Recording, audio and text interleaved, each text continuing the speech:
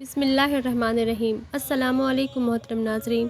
کربلا کی زمین پر امام حسین کے دن 3 محرم کو کربلا کی دوپہر آسمان سے آگ برس رہی تھی اور زمین سے شعلے اٹھ رہے تھے، گرم تھپیڑوں سے جسم جھلس رہے تھے اور خاکے کربلا کے ذروں سے چنگاریاں سی نکل رہی تھی۔ ایک طرف سے غبار اٹھتا ہوا نظر آیا۔ سیدہ کے لال نے سمجھا کہ شاید کہیں سے کوئی مدد آ گئی ہے، اور پھر گھوڑوں کی ٹاپوں کی آواز آنے لگی۔ امام عالی مقام نے جانا کہ کوئی فوجی دستہ ہے جو ہماری کمک کو آیا ہے، مگر جب گھوڑے قریب آئے تو دیکھا کہ عمرو سعد ہے جو ایک لشکر زرار کے ساتھ میدان کربلا میں اتر رہا ہے۔ عمرو بن سعد نے اکیلے میں امام حسین سے گفتگو کی اور یزید کی بیعت کرنے کو کہا۔ امام حسین نے فرمایا، میں کبھی بھی ایک فاسق کی بیعت نہیں کروں گا، مجھے میرے حال پر چھوڑ دو، میں مکہ یا مدینہ چلا جاؤں گا۔ عمرو بن سعد نے امام حسین رضی اللہ تعالیٰ عنہ کا جواب ابن زیاد کو لکھ کر بھیجا۔ اس نے حکم بھیجا کہ حسین رضی اللہ تعالیٰ عنہ پہلے میری اطاعت کرے، پھر دیکھا جائے گا۔ محرم الحرام کی 7 تاریخ کو سمر بن جوشن ابن زیاد کا دوسرا حکم لے کر عمرو سعد کے پاس پہنچا کہ نہر فرات پر فوراً قبضہ کر لیا جائے اور حسین ابن علی کے خیموں میں پانی کی ایک بوند بھی جانے نہ دی جائے۔ چنانچہ ان بے رحموں اور ظالموں نے فوج کا ایک دستہ بھیج کر نہر فرات پر پوری طرح قبضہ کر لیا۔ پانی بند کرنے کے بعد بھی عمرو سعد پیام پر پیام اور قاصد پر قاصد بھیجتا رہا کہ اب بھی وقت ہے، یزید کی بیعت کا اقرار کر لو ورنہ سزا بھگتنے کے لیے تیار ہو جاؤ۔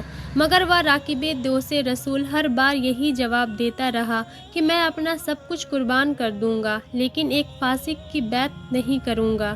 جب صلح کی کوئی صورت نہ نکل سکی اور حضرت امام حسین نے سمجھ لیا کہ اب جنگ ہو کر ہی رہے گی، تو آپ اپنی غمگسار بیوی حضرت سحر بانو کے پاس گئے اور فرمایا، سحر بانو، میں جانتا ہوں کہ تم نوشیروہ عادل کی پوتی اور نامور اور پرشکوہ ایران کے بادشاہ کی بیٹی ہو اور ریشمی بستروں پر سونے والی اور سونے چاندی کے برتنوں میں پانی پینے والی ہو اور ایران کی شہزادی ہو، مگر تم نے میرے ساتھ جس حوصلے اور صبر سے زندگی بسر کی، میں اس کا شکر گزار ہوں، لیکن ظالموں نے تمہیں یہ دن دکھایا کہ آج تم اور تمہارے بچے پانی کی ایک قطرے کو ترس رہے ہیں۔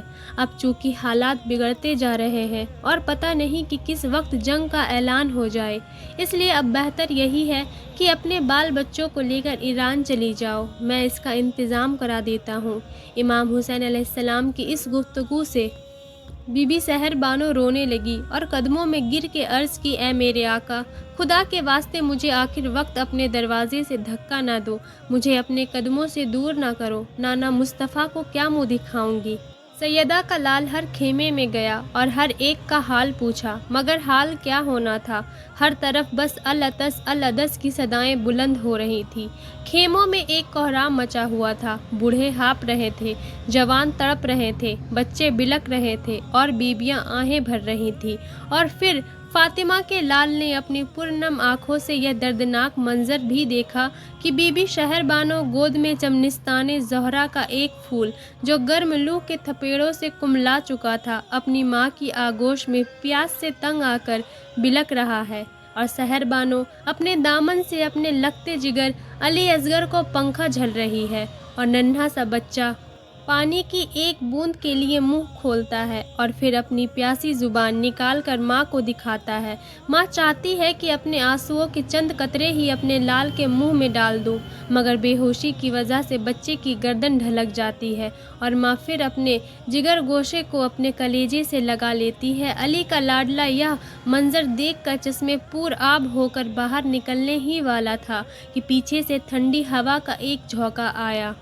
مڑ کر دیکھا تو ماں جائی زینب اپنی چادر سے پنکھا جھل رہی ہے۔ بہن کی شفقت دیکھ کر بے تاب ہو گئے، آسمان کی طرف نگاہ اٹھائی اور عرض کی، یا مولا، امتحان بڑا سخت ہے، صبر کی توفیق عطا فرما۔ بہن کو تسلی دے کر آگے بڑھے تو شہزادہ علی اکبر سامنے کھڑے تھے، جن کے لب خشک ہو چکے تھے، حلق میں کانٹے نکل آئے تھے، جی گھبرایا ہوا تھا اور جسم کمزور ہو چکا تھا، مگر 18 سالہ نوخیز جوان باطل کے مقابلے میں حق کی شمع جلانے کے لیے اپنا خون دینے کو تیار تھا۔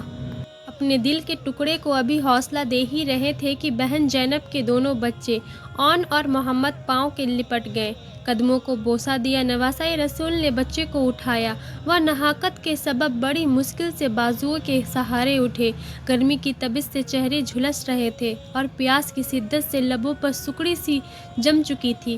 شاید ماموں جان سے پانی کے چند قطروں کی بھیک مانگتے، مگر ان کی ماں نے اشارے سے سمجھا دیا کہ بیٹو، خبردار حرف شکایت زبان پر نہ آئے۔ سیدہ کے ضائع کو ہمت سے ماموں کا ساتھ دو۔ حضرت امام پاک ابھی بہن کے بچوں کو پیار کر ہی رہے تھے کہ سامنے بھائی حسن کا بیٹا قاسم گردن جھکائے بڑے ادب کے ساتھ کھڑا تھا۔ قاسم کو دیکھا تو بھائی حسن کی صورت آنکھوں میں پھر گئی، اور پھر بھائی حسن کی وہ وصیت یاد آ گئی کہ حسین، یہ قاسم میری امانت ہے جو تیرے حوالے ہے۔ جگر گوش رسول نے دیکھا کہ کمزوری کی وجہ سے قاسم کے پاؤں لڑکھڑا رہے ہیں اور پھول سے رخسار گرم لو کے تھپیڑوں سے کملا چکے ہیں۔ قاسم کو بغل میں لیا اور پھر آسمان کی طرف دیکھا اور عرض کی، اے خالق کائنات، آزمائش بڑی شدید ہے، مجھے ثابت قدم رکھ۔ تبھی امر سعد کا قاصد آ پہنچا اور کہا کہ اے حسین بن علی ابن زیاد کا آخری پیغام آ گیا ہے کہ اگر حسین یزید کی بیعت کا انکار کرے تو بہتر، ورنہ اب اسے مہلت نہ دی جائے۔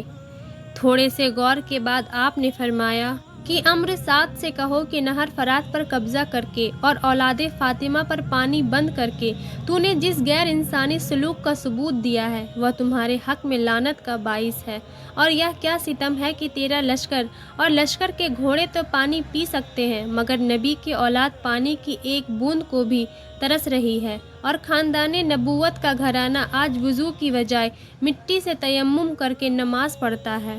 مگر مجھے یہ سب منظور ہے، لیکن مجھ سے یہ توقع نہ رکھو کہ فاطمہ رضی اللہ تعالیٰ عنہ کا لال یزید کی بیعت قبول کر لے گا، اور آج کی رات مجھے مہلت دے دو تاکہ ہم بارگاہ رب العزت میں جی بھر کے حاضری دیں اور اپنی خطاؤں کو معافی مانگ لیں۔ کل صبح ہم لڑنے کے لیے تیار ہیں۔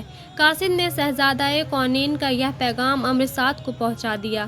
اس ظالم نے لشکریوں سے مشورہ لیا اور کہا کہ اب شام ہو چکی ہے، اس لیے حسین ابن علی کی یہ تجویز مان لینی چاہیے۔